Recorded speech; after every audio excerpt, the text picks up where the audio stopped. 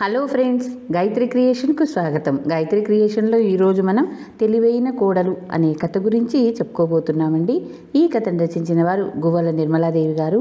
ఈ కథకు చక్కని చిత్రాలు వేసింది చిత్రగారు. ఒక ఊళ్ళో వృద్ధ దంపతులు ఉండేవారు. వారికి 3 కొడుకులు. ముగ్గురికి పెళ్ళిళ్ళయి భార్యలు కాపురానికి కూడా వచ్చారు. అందరూ ఉమ్మడిగానే కాపురం చేస్తున్నారు. అయితే తోడి కోడళ్ల మధ్య రాను రాను కీచులాటలు ఎక్కువైనాయి. ఇది గమనించి వృద్ధ దంపతులు ఉన్న ఆస్తిని 3 కొడుకులకు పంచి ఇంటిని కూడా 3 వాటాలు చేసి ముగ్గురికి ఇచ్చి ఆ ఇంటి ఆవరణలోనే ఒక పూరి ఇల్లు వేసుకొని అందులో ఉంటూ వంతుల ప్రకారం కోడళ్ళు పంపే భోజనం తింటూ ప్రశాంతంగా జీవిస్తున్నారు. 3 కాపరాలు అయ్యాక తోడి కోడళ్ల మధ్య కీచులాటలు తగ్గినాయి.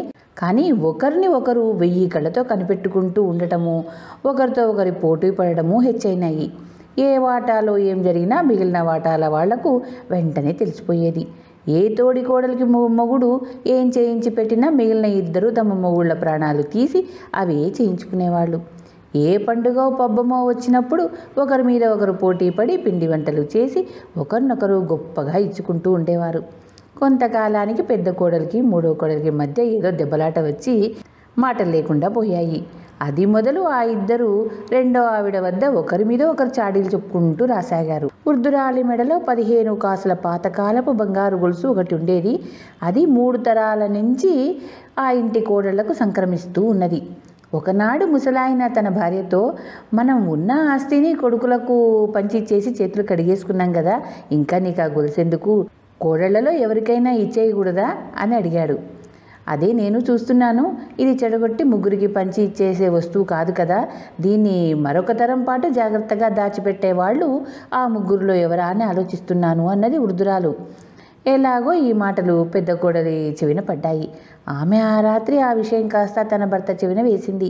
పక్క వాటాలో చీమ చిటుక్కుమంటే వినగల 2వ కోడలు సంగతి గ్రహించి తన భర్తతో చెప్పింది. ఇంకేం, నీ తెలివితేటలు ఉపయోగించి ఆ గొలుసు నువ్వే సంపాదించుకో అన్నాడు ఆమె భర్త నవ్వుతూ. నిజానికి 2వ కోడలు మిగిలిన 2 కోడల కన్నా చాలా తెలివైంది. ఆమె తన అత్తగారి మెప్పు ఎలా సంపాదించాలా అన్న ఆలోచనలో పడిపోయింది. 2వ కోడలు ఆమె భర్త అనుకున్న మాటలు 3వ కోడలు చెవిన కూడా పడ్డాయి. అంతకాలము అత్తగారి గొలుసు తమకు సమంగా పంపకం అవుతుందనుకున్న కోడళ్ళు ఇప్పుడు ఎవరి మటుకు వారే దాన్ని సంపాదించాలన్న ప్రయత్నంలో పడ్డారు. వాళ్ళు తమ అత్తగారి మీద ఎన్నడూ లేని ప్రేమాభిమానాలు కనబరచసాగారు. ఇలా ఉండగా ఉగాది పండుగ వచ్చేసింది. ఆ సమయంలో అత్తగారిని మెప్పించటానికి ఒకరినొకరు మించిపోవాలనుకున్నారు. మొదటి కోడలు తాను చేయదలుచుకున్న పిండి వంటలను గురించి భర్తతో చెప్పింది. 3వ ఆవిడ తాను చేయాలనుకున్న పిండి వంటలకు ఏమేం సరుకులు తీసుకురావాలో తన భర్తకు చెప్పింది. ఈ విషయాలన్నీ 2వ కోడలు వింది. ఇంతలో 2వ కొడుకు ఆమె వద్దకు వచ్చి, పండగకు ప్రత్యేకంగా ఏం పిండి వంటలు చేయబోతున్నావు అని అడిగాడు. నేను ఏ వంటకం చేయబోవటం లేదు. మీరు మాత్రం మామగారికి ఒక పంచెల చాపు, అత్తగారికి ఒక చీర రవిక తీసుకురండి అన్నది ఆమె. ఎలాగూ తన తోడి కోడలు ఇద్దరూ తనకు తాము చేసిన వంటకాలు ఇస్తారు. అలాంటప్పుడు తాను వేరే వండటం దండగా అనుకున్నట్లే పెద్ద కోడలు తాను తయారు చేసిన పిండి వంటలు ఒక పళ్ళెం నిండా పెట్టి పిట్టగోడ మీదుగా 2వ కోడలకు అందించింది. అలాగే 3వ కోడలు చేసినవి కూడా ఆమెకు అందాయి. పెద్ద ఆవిడకు 3వ ఆవిడకు మధ్య మాటలు లేవు, ఇచ్చిపుచ్చుకోవటాలు కూడా లేవు. అందుచేత 2వ కోడలు ఒకరిచ్చిన దానిలోంచి కొంచెం కొంచెం తీసి 2వ వారికి ఇచ్చి, అది తాను తయారు చేసిన పిండి వంటలన్న అభిప్రాయం వారికి కలిగించింది. మిగిలిన పిండి వంటల్లో కొద్ది కొద్దిగా భర్తకి ఇచ్చి మిగిలినవి ఒక పళ్ళెంలో పెట్టి భర్త తెచ్చిన బట్టలతో సిద్ధంగా ఉంది.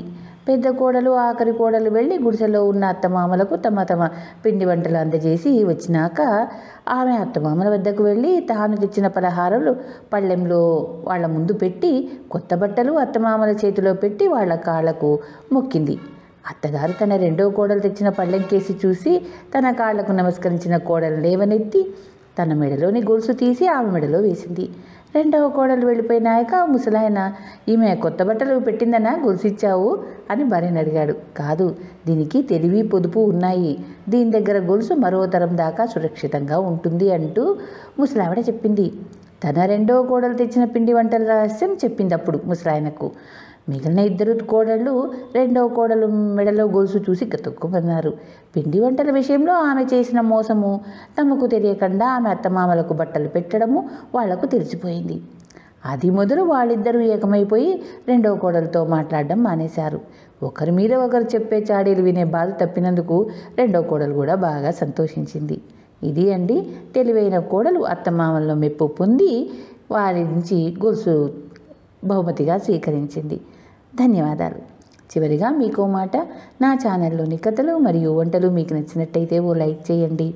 మీ బంధువులకు, స్నేహితులకు, తెలిసిన వాళ్ళకు షేర్ చేయండి. మరిన్ని టేస్టీ వంటల కోసం, మరిన్ని మంచి మంచి కథల కోసం గాయత్రి క్రియేషన్ను సబ్స్క్రైబ్ చేసుకోండి. ధన్యవాదాలు.